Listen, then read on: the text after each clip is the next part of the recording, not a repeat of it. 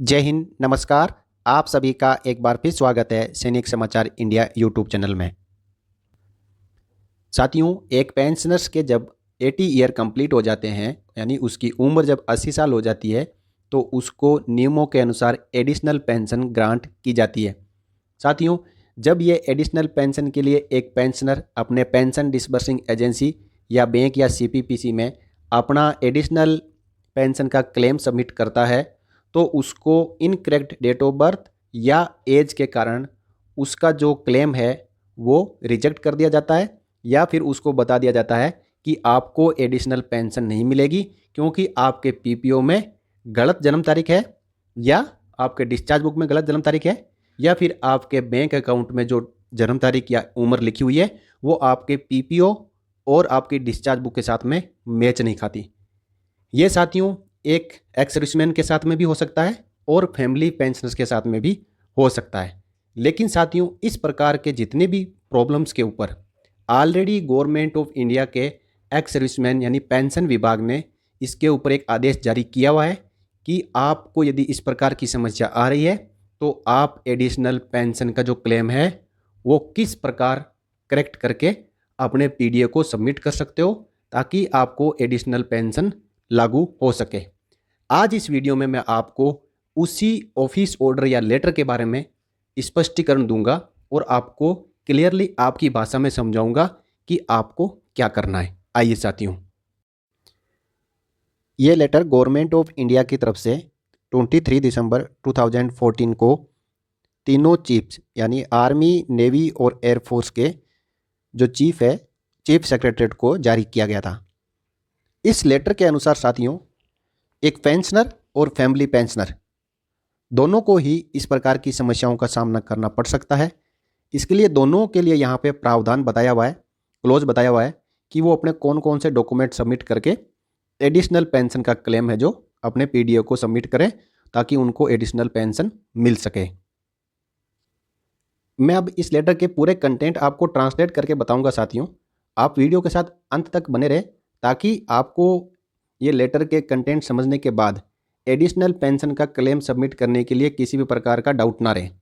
देखिए, सबसे पहले जो सब्जेक्ट लिखा है इसमें, change in date of birth oblique age of family pensioners for payment of additional pension. यहाँ सब्जेक्ट में सिर्फ फैमिली पेंशनर्स लिखे हुए हैं, लेकिन आगे जो है इसमें पेंशनर्स के बारे में भी बताया हुआ है। यहाँ पे कुछ गवर्नमेंट ऑफ इंडिया के लेटर्स की अथॉरिटी दी हुई है। इसके अनुसार additional pension oblique family pension is allowed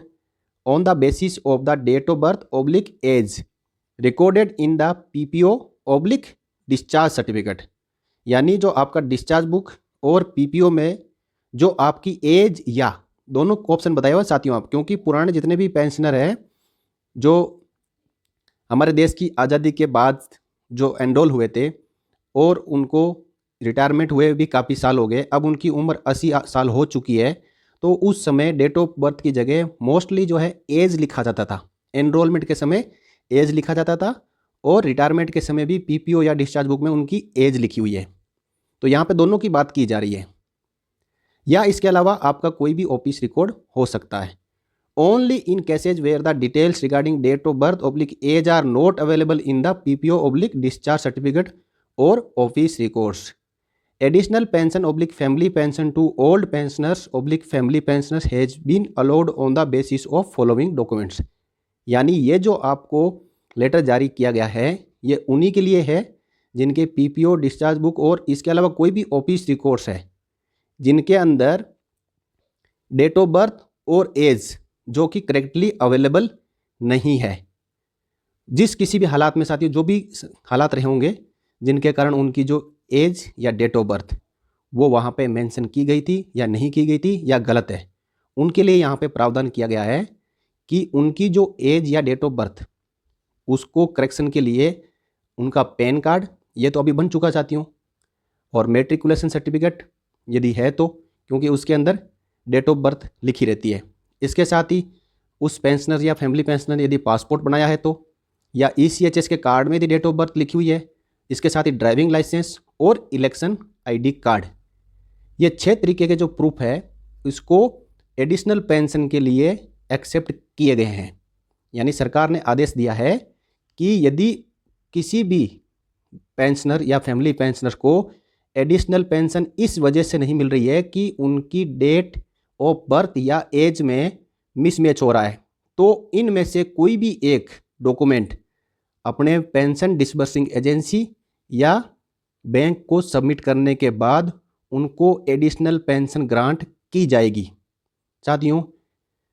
मेरे भी नॉलेज में ऐसे कई केस आए हैं जिनको बैंक स्टेट वे मना कर रहा है, लेकिन साथियों आपको मैं बता देना चाहता हूं कि ये भारत सरकार का आदेश है। आप बैंक वाले जो भी ऑफिशियल्स हैं उनको बता सकते हो। अब मैं आगे इस लेटर के कंटेंट आपको बताऊंगा। देखिए आगे पैरा 2 में लिखा हुआ है कि कुछ एक पेंशनर और फैमिली पेंशनर्स ने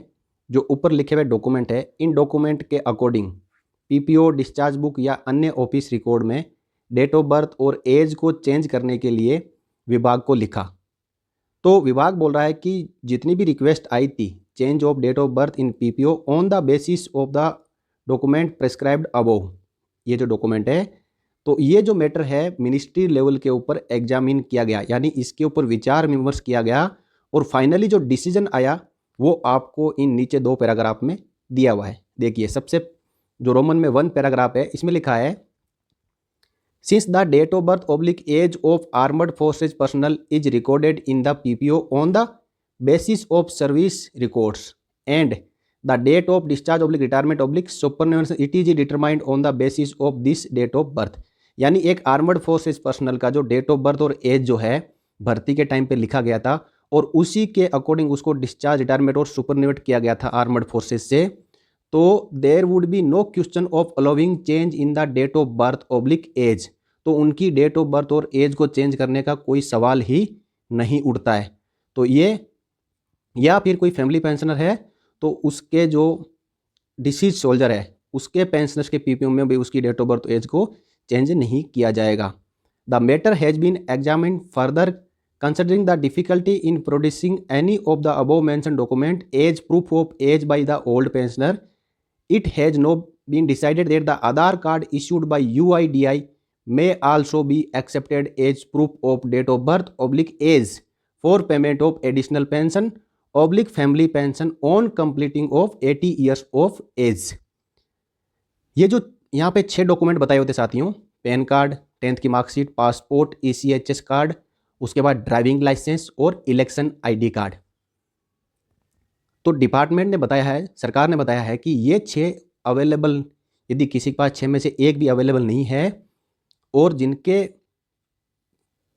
एज या डेट ऑफ बर्थ में ऐसा कोई फर्क आ रहा है जिसके कारण उनको एडिशनल पेंशन नहीं मिल रही है, तो आधार कार्ड के अंदर जो डेट ऑफ बर्थ लिखी हुई है उसके बेस के आधार पर भी उसको एडिशनल पेंशन दी जा सकती है। तो आधार कार्ड की कॉपी या आधार कार्ड को ले जाके वो अपने पेंशन डिसबर्सिंग एजेंसी को सबमिट करें ताकि ये प्रूव हो सके कि उसकी उम्र है वो 80 साल हो चुकी है। तो साथियों, जहाँ कहीं भी आपके डेट ऑफ बर्थ और एज के अंदर कोई मिसमैच आ रहा है तो एक आर्मर्ड फोर्सेस पर्सनल यानी जो पेंशनर्स खुद है वो अपना आधार कार्ड ले जाके बैंक को सबमिट कर सकते हैं और यदि आधार कार्ड के साथ ऊपर वाले इन डॉक्यूमेंट में से भी कोई डॉक्यूमेंट है तो वो अपने एज का वेरिफिकेशन वहाँ ले जाके करवा सकते हैं कि मैं 80 साल का हो चुका हूँ, आपको एडिशनल पेंशन मिलेगी। साथियों, अब दूसरे पैराग्राफ में आते हैं, ये है फैमिली पेंशनर्स के लिए। देखिए इसमें क्या बताया हुआ है, the request for change of date of birth oblique age of family pensioners parent and spouse in the PPO may be submitted by the armed forces pensioner oblique family pensioners. यानी armed forces के pensioner या family pensioner जो members है, dependents है, उनकी date of birth और age को change करने के लिए डॉक्यूमेंट है, पीपीओ में जो चेंज करने के लिए डॉक्यूमेंट है वो कंसर्न रिकॉर्ड ऑफिस को भेज सकते हैं यदि जेसीओ या ओआर है तो, और यदि अफसर है तो वो अपने सर्विस हेडक्वार्टर को सेंड कर सकते हैं। Along with at least one of the documents mentioned in para 1 above oblique Aadhaar card. देखिए सेम चीज़ें यहाँ भी एक्सेप्ट की जा रही है कि इन 6 डॉक्यूमेंट में से कोई एक डॉक्यूमेंट या आधार कार्ड अपने डॉक्यूमेंट के साथ में लगा के और पीपीओ में डेट ऑफ बर्थ ऑब्लिक जो एज है उसको चेंज करने के लिए फैमिली पेंशनर्स या एक सर्विंग जो एक्स सर्विसमैन है उसके डिपेंडेंट्स का चेंज करने के लिए जेसीओ ओआर है तो रिकॉर्ड ऑफिस में और अफसर है तो सर्विस हेडक्वार्टर को भेज सकते हैं। And declaration on a non judicial stamp paper regarding the correct date of birth of the family pensioner. यहाँ पे एक तो आ गया आपका ऊपर वाले जो 6 और एक 7 आधार कार्ड, इनमें से कोई एक डॉक्यूमेंट, और इसके साथ में एक डिक्लेरेशन आपने नॉन जुडिशियल स्टाम्प पेपर के ऊपर लिख के कि मेरी जो वाइफ है या बच्चे हैं या मदर है, फादर है या फैमिली पेंशनर खुद है, तो correctness of date of birth का वहाँ पे डिक्लेरेशन लिख के और नॉन जुडिशियल स्टाम्प पेपर के साथ रिकॉर्ड ऑफिस को या सर्विस हेडक्वार्टर को सेंड कर सकते हैं। अब जो रिकॉर्ड ऑफिस या सर्विस हेडक्वार्टर यदि उनकी जो डेट ऑफ बर्थ को, जो पुरानी डेट ऑफ बर्थ है जो इनकरेक्ट है और नई जो डेट ऑफ बर्थ है इनकरेक्ट जो करेक्ट है, इनके ऊपर एग्जामिन करेंगे और उनको लगता है कि एक्चुअली जो पहले डेट ऑफ बर्थ मेंशन की हुई है वो गलत है, तो उसको गलत मान के और जो अब जो चेंज करवाने वाली डेट ऑफ बर्थ है उसके बेस के ऊपर जो आपने डॉक्यूमेंट भेजे हैं उनके आधार पर record office pension sanctioning authority को पीपीओ में अमेंड करने के लिए सेंड करेंगे। और आगे देखिए साथियों, इसमें बताया कि no other document except as indicated in para 1 above and Aadhaar card issued by UIDAI will be accepted for change in date of birth oblique age of family pensioner in the PPO. यानी आपका जो date of birth और age है family pensioner का PPO में करने के लिए जो 7 तरीके के डॉक्यूमेंट ऊपर बताए हुए हैं, 6 डॉक्यूमेंट ये और आधार कार्ड, इसके अलावा कोई भी डॉक्यूमेंट एक्सेप्ट नहीं होगा। देखिए आगे क्या बताया साथियों पैरा 3 में, in order to avoid any possibility of recording an incorrect date of birth in the PPO in future, the armed forces personnel would be required to submit one of the documents indicated in para 1 above or Aadhaar card issued by UIDI as proof of date of birth of spouse or parents along with the detail of family age indicated in service record of service officer oblique personnel। यानी आगे के लिए ये precautionary major बता रहे हैं कि इन 7 document में से एक डॉक्यूमेंट जो है सर्विस रिकॉर्ड के साथ में भेजना जरूरी है। In the case of children, और बच्चों के केस के अंदर यदि उनका जन्म प्रमाण पत्र है या स्कूल का जो सर्टिफिकेट है ये काफ़ी होगा, ये भी प्रूफ ऑफ एज के लिए एक्सेप्ट किया जा सकता है। तो साथियों ये लेटर के कंटेंट थे। अब मैं आपको एक बार ब्रीफ में फिर बता देना चाहता हूँ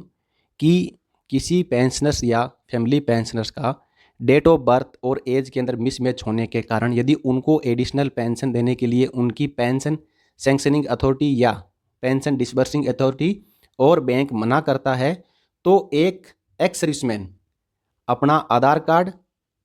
या पैन कार्ड या 10th का मार्कशीट या passport, ECHS card, driving licence और इलेक्शन ID कार्ड जिसके अंदर डेट ऑफ बर्थ मेंशन की हुई होनी चाहिए, इसको प्रोड्यूस कर सकता है एडिशनल पेंशन के लिए। और बात रही फैमिली पेंशनर्स की, तो वो जो पीपीओ है उसके अंदर अपनी सही डेट ऑफ बर्थ करवाने के लिए इन 7 डॉक्यूमेंट के साथ एक एफिडेविट लगा के कंसर्न रिकॉर्ड ऑफिस को सेंड कर सकते हैं ताकि उनके पेंशन पेमेंट ऑर्डर के अंदर correct date of birth mention होके आ जाए।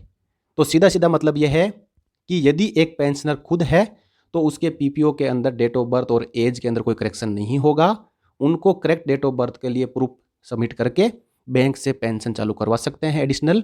और फैमिली पेंशनर है तो पहले उनको पीपीओ में अपनी सही डेट ऑफ बर्थ मेंशन करवानी पड़ेगी, उसके लिए वो उसके बाद ही वो एडिशनल पेंशन के हकदार होंगे। तो साथियों ये थी आपके लिए जानकारी, और इस लेटर का यदि किसी को PDF का लिंक चाहिए तो वो कमेंट कर सकते हैं, मैं उनको सेंड कर दूंगा। और इस लेटर को अपने बैंक या PDA को आप प्रोड्यूस कर सकते हैं ताकि एज ए अथॉरिटी बेस्ड आपकी एडिशनल पेंशन जारी की जा सके। साथियों इस वीडियो में यदि आपको जानकारी अच्छी लगी हो तो आप लाइक और शेयर कर सकते हैं, और यदि चैनल को सब्सक्राइब नहीं किया है तो सब्सक्राइब कर सकते हैं। इस वीडियो में इतना ही साथियों, अगले वीडियो में फिर चर्चा करेंगे इसी प्रकार की एक और इम्पोर्टेंट जानकारी के साथ। तब तक के लिए जय हिंद, जय भारत, वंदे मातरम।